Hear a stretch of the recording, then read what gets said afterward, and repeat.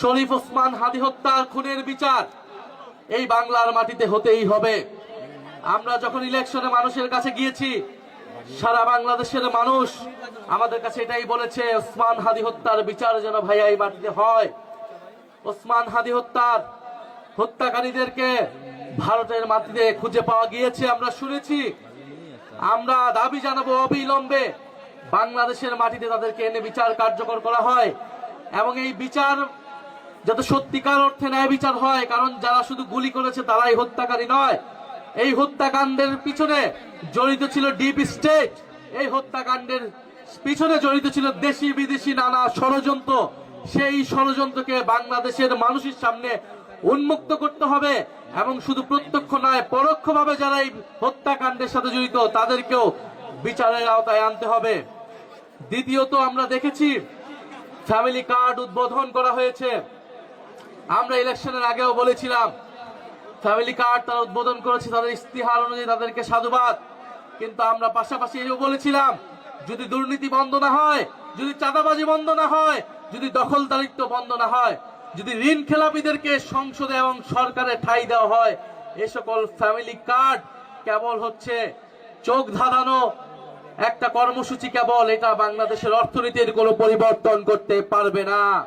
ফলে আমরা আহ্বান জানাবো, যে সকল ঋণ খেলাপি লুটেরা দুর্নীতিবাজদেরকে সরকারে সংসদে নিয়ে যাওয়া হয়েছে, নমিনেশন বিক্রি করা হয়েছে, সেই সকল ঋণ খেলাপিদের বিরুদ্ধে যাতে বাংলাদেশ সরকার, বাংলাদেশের সুপ্রিম কোর্ট, নির্বাচন কমিশন ব্যবস্থা নেয়, এবং তারা যাতে অতি দ্রুত দেশের টাকা, ব্যাংকের টাকা ব্যাংকে ফিরিয়ে দেয়। প্রিয় রাজশাহীবাসী, 12ই মার্চের জন্য আমরা সবাই অপেক্ষা করছি। 12ই মার্চ নতুন জাতীয় সংসদের অধিবেশন। সেই অধিবেশনে শুনছি আমরা ফ্যাসিস্টের দোসর, ফ্যাসিস্টের লেজুর রেখে যাওয়া রাষ্ট্রপতি বক্তব্য দিবে, ভাষণ দিবে। আপনাদের সামনে স্পষ্টভাবে বলে যাচ্ছি, কোন ফ্যাসিস্টের দোসরের বক্তব্য শোনার জন্য 12ই মার্চ আমরা জাতীয় সংসদে যাচ্ছি না।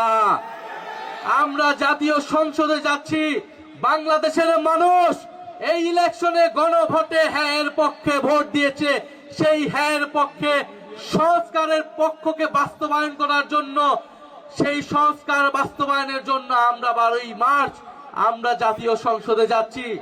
জাতীয় সংসদে আমরা যাচ্ছি কবে উচ্চকক্ষ হবে, কবে সংবিধান সংস্কার পরিষদ হবে সেই হিসাব নেওয়ার জন্য, কবে সরকার দল শপথ গ্রহণ করবে সেটা শোনার জন্য, কোন ফ্যাসিবাদের দোসরদের বক্তব্য শোনার জন্য আমরা 12ই মার্চ সংসদে যাচ্ছি না।